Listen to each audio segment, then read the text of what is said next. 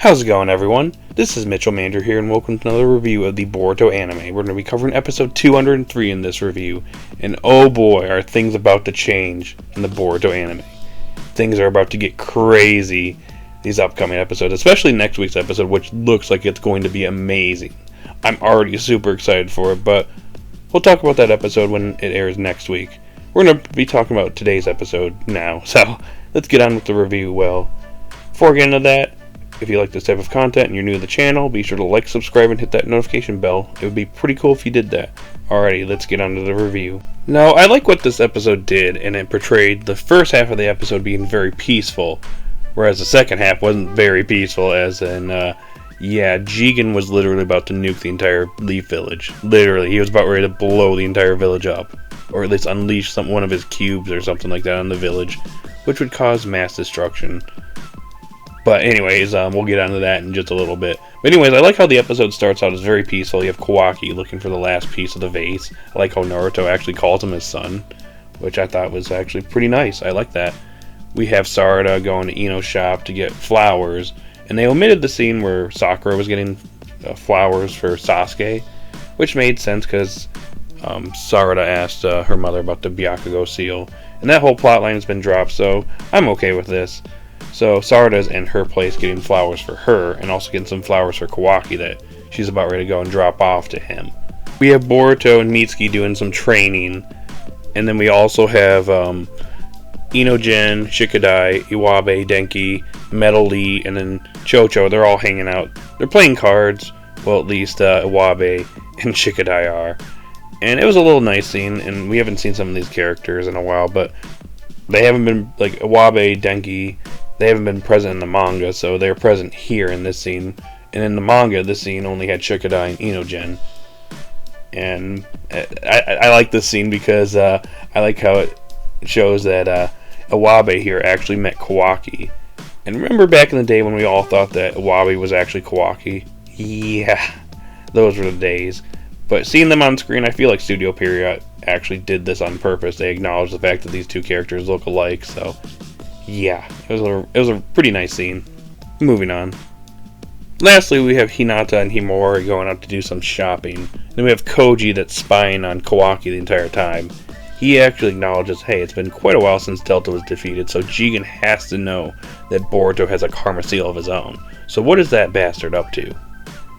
And this is where things change, because while Boruto and Mitsuki are doing their training, Boruto slips and falls for the first time ever in his, I guess, his career as a ninja. So that's a bit unusual, and then his karma seal activates, so they suspect that something's happening with Kawaki. Even though Lord Seventh is there, Boruto has a bad feeling about this. And then we have Ino freaking out, and realizing that there's some sinister chakra that showed up in the Leaf Village. Yeah, so things are kind of starting to get chaotic. Koji sees what's going on. He's watching from a distance, and Kawaki, he's starting to freak out, and his karma seal is resonating, and it shows a symbol of the Otsutsuki that was in that Otsutsuki dimension, that symbol on top of Kaguya, the unknown Otsutsuki. Yeah, that shows up on Kawaki's palm, and that's when something appears coming out of Kawaki's karma seal, and it's none other than Jigen. Jigen. So yeah, Jigen could actually just teleport whenever he wanted, and even Koji's over here, he actually quickly gets his frog away. In the manga, he actually incinerates his frog, but in this case, his frog is actually safe. But Koji actually acknowledges that, this entire time, Jigen could have actually retrieved Kawaki at any time if he wanted to, so the vessel retrieval mission was pointless. So he realizes that his own motives were being scrutinized here.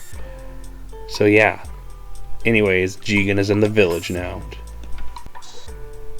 Now, I have to say, I am actually really impressed with what the anime did here, because they expanded the scene with Jigen appearing in the village. And it was actually pretty nice. I actually quite liked it. So anyways, Jigen shows up, he apologizes to Naruto, being the polite villain he is, for not taking off his shoes before entering his living room. Which Naruto's not interested in that, but he gets triggered when Jigen over here mentions Boruto, and wonders where he's at, and Naruto goes to attack him, and Jigen immediately kicks him. And Naruto is a bit surprised by this because, he's caught off guard by how fast Jigen is. And he immediately is impaled with a bunch of chakra rods. Remember those rods that Pain had? Yep, Jigen has them as well. and he seemingly can produce them in an instant. And we'll learn more about his abilities in the next episode. So then we get an expanded scene where Konoha and another Leaf Jonin actually engage Jigen in battle. The other Jonin gets taken out pretty much immediately, but Konoha lasts actually a little while against Jigen. I'm actually a little bit impressed. He should have been probably just one-shotted, but he managed to take a punch to the face, but he's immediately taken out pretty much shortly after that. He tries a Rasengan on Jigen, but that obviously isn't going to work, so Konoha is down. So Jigen goes to talk to Kawaki and take him back to the Kara hideout. And it's interesting here because he looks at the prosthetic arm that Naruto gave to him, or at least Katasuke, I should say. He says, "Oh yeah, you should get rid of that. It's basically a device used to spy on you, Kawaki." I mean, he's kind of trying to manipulate Kawaki here, since the Karma Seal was bestowed on Kawaki, and it's basically used for Jigen to basically show up where Kawaki's at. So yeah, I don't know about that one, buddy. But anyways, this angers Kawaki as Jigen is basically disrespecting Naruto in his own house. And remember that horn that Jigen grew in the previous episode? Well, Kawaki sprouts it in his fit of anger and rage here at Jigen insulting Naruto, and he tells him not to disrespect Naruto. This shocks both Koji and Jigen even remarks that, when did he advance this much? He's advanced a lot faster than I was expecting to.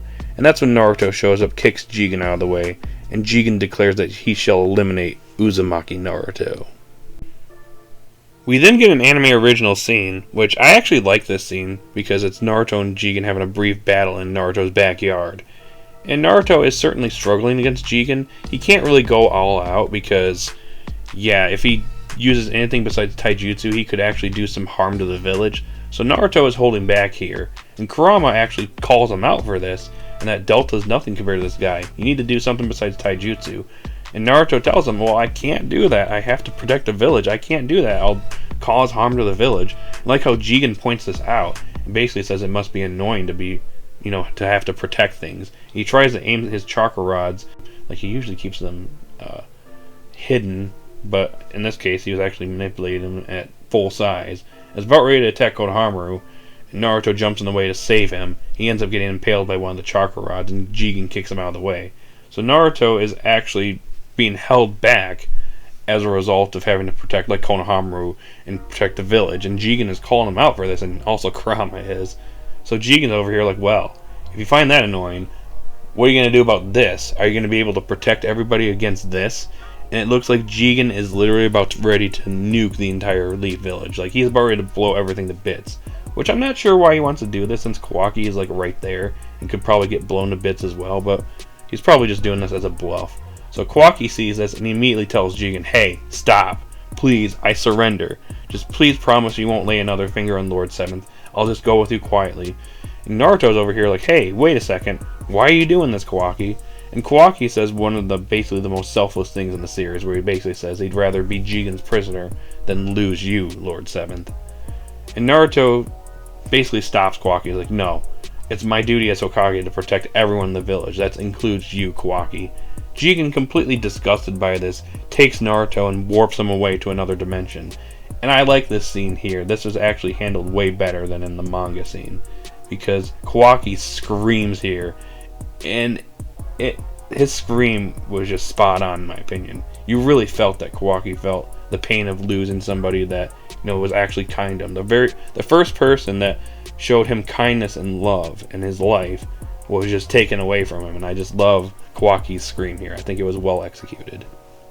So the episode pretty much comes to an end with Naruto and Jigen in that alternate dimension, and I guess Kara's dimension. And Jigen's about ready to leave Naruto behind because he really doesn't want to waste time with Naruto. He just wants Kawaki. But before he can take off, Sasuke shows up and kicks him out of the way.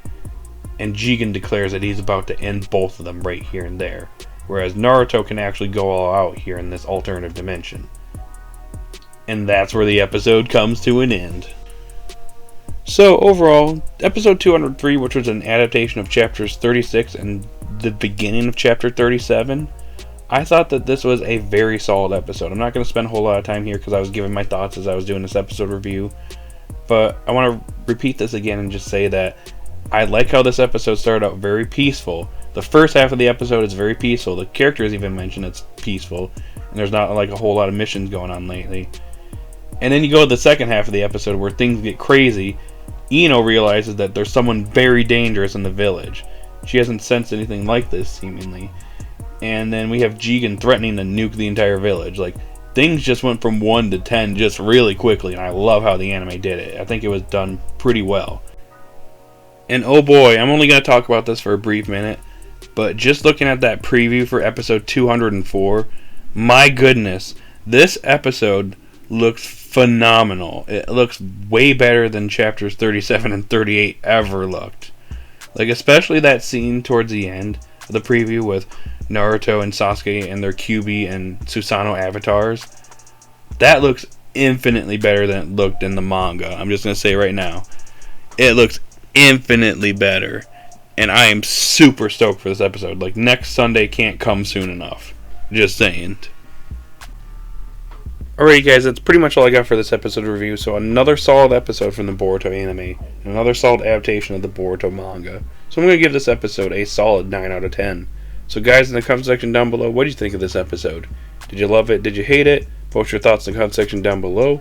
If you're new to the channel, be sure to like, subscribe, and hit that notification bell. And I'll see you guys later.